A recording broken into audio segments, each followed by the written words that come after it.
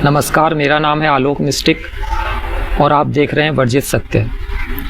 हिंदू एक बार फिर खतरे में आ चुका है। इस बार हिंदू खतरे में आया है महाराष्ट्र में।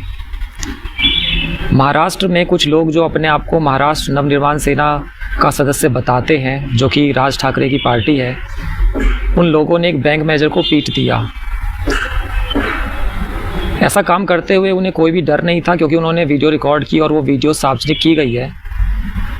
उस वीडियो में वो बैंक मैनेजर से कह रहे हैं कि मराठी में बात कर, और अगर मराठी में बात नहीं करेगा तो तुझे मारा जाएगा। और उसके बाद मराठी में जब वो मैनेजर कहता है कि मुझे मराठी नहीं आती है, तो उस बैंक मैनेजर को पीटा जाता है। एक दूसरा कर्मचारी आता है, समझाने बुझाने की कोशिश करता है, उसे भी मराठी नहीं आती थी, उसे भी मारा जाता है।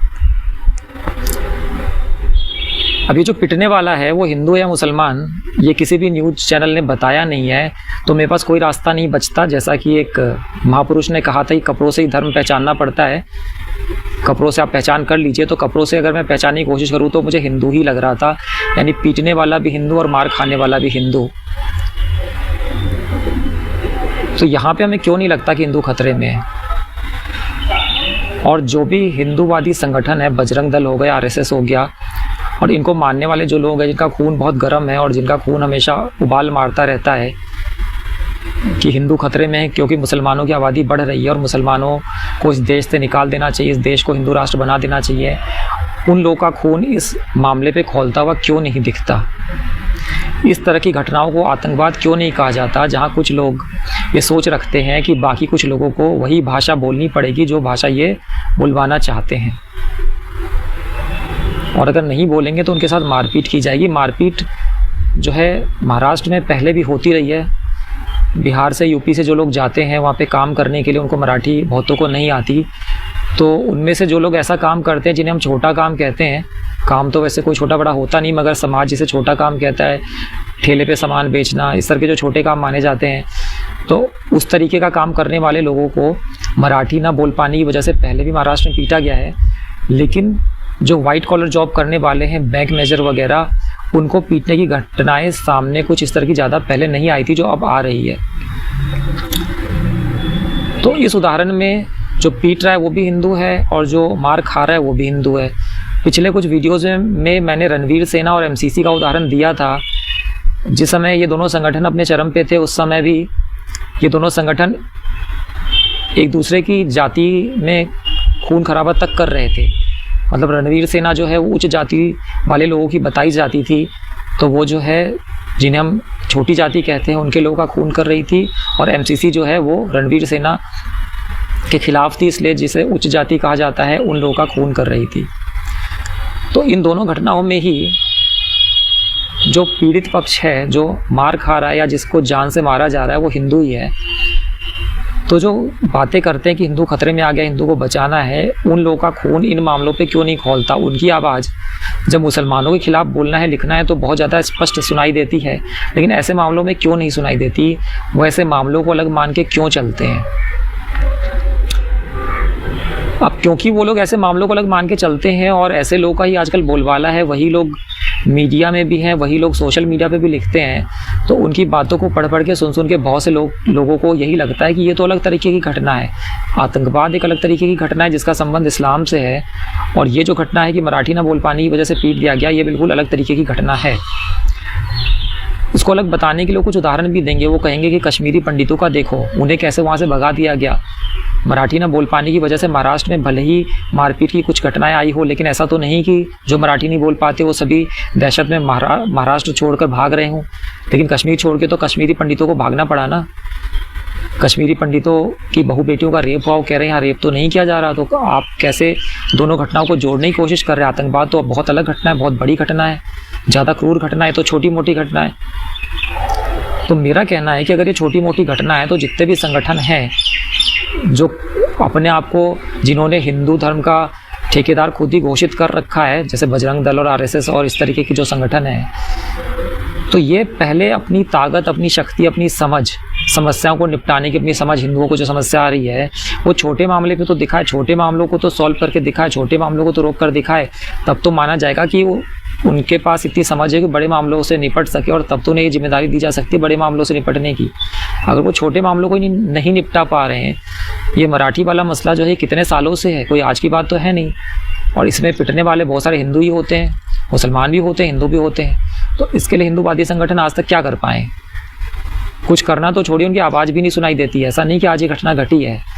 तो जितने भी फेसबुक पे हिंदूवादी संगठन है, या जो अपने आप को हिंदूवादी लोग बताते हैं और राष्ट्रवादी बताते हैं, क्योंकि आजकल राष्ट्रवाद का मतलब वो यही बताते हैं कि हिंदू का समर्थन करो तभी आप राष्ट्र प्रेमी हैं, तो उन लोगों के जो फेसबुक प्रोफाइल वगैरह है उस पर क्या इस तरीके के उनके पोस्ट्स आएंगे कि ये चीज़ बहुत गलत हुई? इसके खिलाफ क्या कोई सड़कों पे उतरेगा?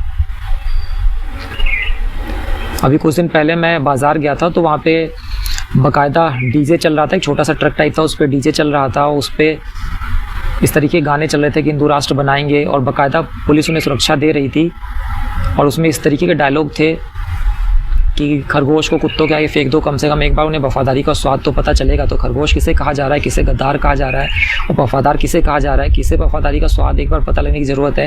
ये मुझे बताने की ज़रूरत नहीं है कि समुदाय को कहा जा रहा है, आप समझ रहे होंगे।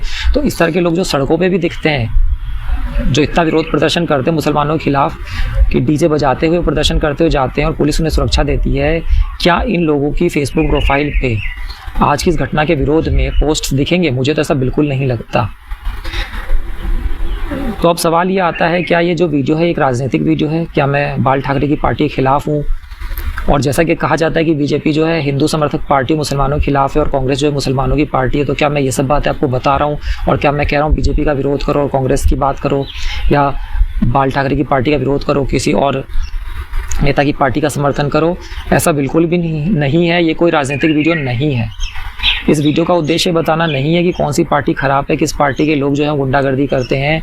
इस वीडियो का उद्देश्य आपको ये बताना है कि अगर आपको विरोध करना है, अगर आपको बहिष्कार करना है, तो आप किसी धर्म का, किसी जाति का विरोध ना करें। आप ये ना कहें कि हम मुसलमानों की दुकान से सामान नहीं खरीदेंगे, या मुसलमान जो है वो ये ना कहें कि हम हिंदुओं की दुकान से सामान नहीं खरीदेंगे, बल्कि बहिष्कार करें आप हिंसक लोगों का।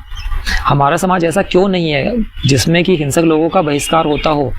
मैंने तो आज तक कभी नहीं सुना, आपने भी नहीं सुना होगा कि किसी मोहल्ले में पता लगे कि कोई दो भाई थे, उसमें से एक भाई गुंडे टाइप का था, उसने छोटे भाई का हक मार लिया, ज़मीन का सही बंटवारा नहीं किया, अपनी ताकत से, अपनी गुंडागर्दी से कुछ ज़्यादा ज़मीन ले ली, तो समाज में उसका बहिष्कार हो रहा हो।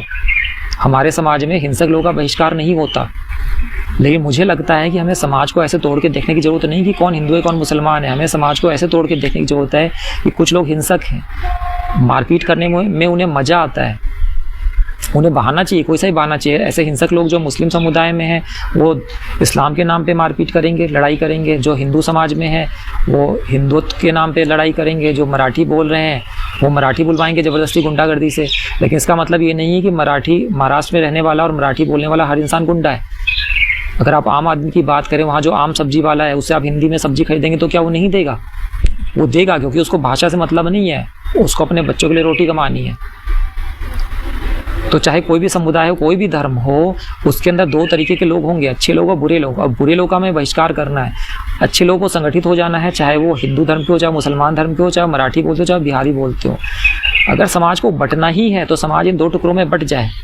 हिंसक लोग एक तरफ हो जाए, गुंडागर्दी करने वाले लोग एक तरफ हो जाए, और दूसरी तरफ हो जाए अहिंसक लोग, शांति प्रिय लोग। और शांति प्रिय लोग जो है, अगर बहिष्कार करना ही तो हिंसक लोग का बहिष्कार करें।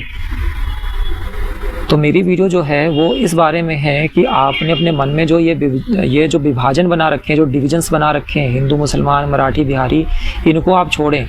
इसलिए ये कोई राजनीतिक वीडियो नहीं है। और दूसरी बात है, जब आपको ये समझ आ जाएगा कि कोई इंसान ज़्यादा हिंसक होता है, कोई इंसान कम हिंसक होता है, तो आपको अगली चीज़ें समझनी पड़ेगी कि हिंसा जो है वो मानव के मन में है, और उसको परिवर्तित करने के लिए ऐसा कोई उपाय नहीं है। आप कोई भी कानून बना दीजिए, उससे हिंसा नहीं रुकने वाली है। तो कोई उपाय नहीं कि आप उसको रातों रात बदल दें। उसको धीरे धीरे बदला जा सकता है, जिससे समाज धीरे धीरे बदलेगा, और उस बदलाव की शुरुआत होगी आपसे। तो आपको अपने अंदर खुद देखना पड़ेगा कि आपके अंदर ऐसे कौन से पूर्वाग्रह हैं, या ऐसी कौन सी घटनाएं, ऐसी कौन सी जगह है जहां आप भी थोड़ी बहुत हिंसा करते हैं, और उस हिंसा को रोकना पड़ेगा। क्योंकि हिंसा सिर्फ मारपीट से ही नहीं होती है।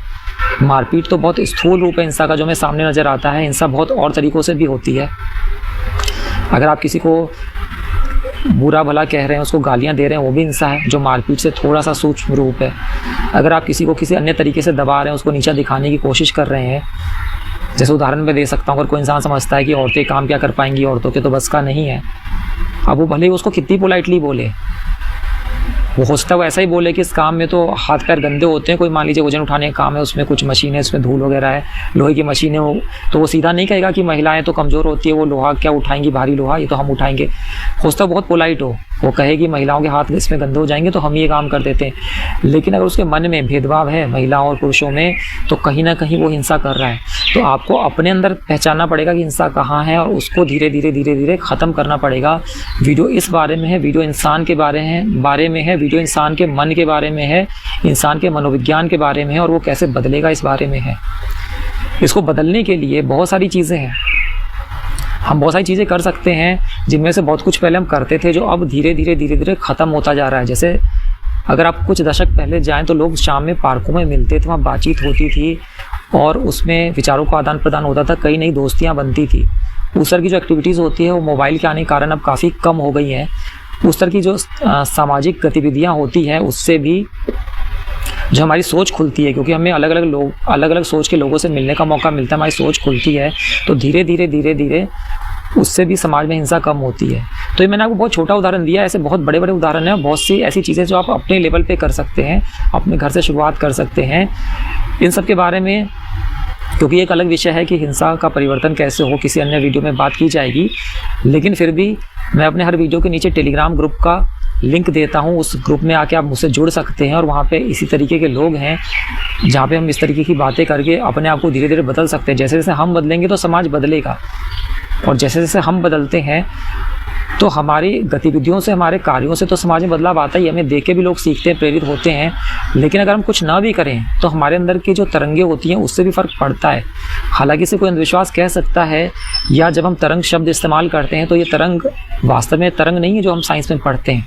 साइंस में हम दो तरह की तरंग पढ़ते हैं, जैसे एक मैकेनिकल वेव्स होती हैं जो कि पानी में जैसे वेव्स बनती है जिनमें कोई मीडियम चाहिए, और एक तरंग होती है जिसमें कोई मीडियम नहीं चाहिए, जो मैकेनिकल वेव नहीं होती, जैसे रेडियो वेव्स होती हैं जो अंतरिक्ष में भी जा सकती है। लेकिन उन तरंगों की बात नहीं हो रही। तो अगर हम कहते हैं सही से तरंगें निकलती है और कोई कहेगा ये अंधविश्वास है, ये तो विज्ञान है ही नहीं, तो वो सही कह रहा है। शरीर से उस तरीके की तरंगें नहीं निकलती हैं, उन्हें वाइब्रेशंस नहीं कह सकते लेकिन वाइब्स कह सकते हैं। कुछ ऐसा होता है जो अगर आपके अंदर परिवर्तन होता है तो आपके आसपास भी परिवर्तन होता है। भले ही आप कोई कदम ना उठाए तब भी आपका जो होना है वो परिवर्तन लाता है। तो ये वीडियो जो है वो उसी बारे में है, और इस बारे में ज़्यादा जानने के लिए आप टेलीग्राम ग्रुप में जुड़ सकते हैं। और ये बात मैं कहना चाहूँगा कि इस वीडियो में मैंने जो भी बातें कही हैं, अगर आपको लगता है कि ये बातें ज़्यादा लोगों तक पहुँचे तो उससे कुछ अच्छा हो सकता है, तो इस वीडियो को आप लाइक ज़रूर करें, इस वीडियो में कमेंट भी करें, शेयर भी करें इस वीडियो को, और चैनल को सब्सक्राइब करें। आपसे से ऐसा रिक्वेस्ट करना मेरी मजबूरी बन जाता है, क्योंकि यूट्यूब का एल्गोरिदम उन्हीं वीडियोज़ को ज़्यादा लोगों तक पहुँचाता है जिस वीडियो को देखने के बाद लोग उसको लाइक करते हैं, उस पर कमेंट करते हैं, चैनल को सब्सक्राइब करते हैं और उस वीडियो को शेयर करते हैं। तो इसीलिए अगर आपको वास्तव में लगता है कि ये वीडियो ज़्यादा लोगों तक पहुँचे तो कुछ अच्छा हो सकता है, तो ये आपकी जिम्मेदारी बनती है कि आप वीडियो को लाइक करें, कमेंट करें, शेयर करें, सब्सक्राइब करें। आज के वीडियो में इतना ही, अगले वीडियो में फिर मिलेंगे, तब तक के लिए नमस्कार।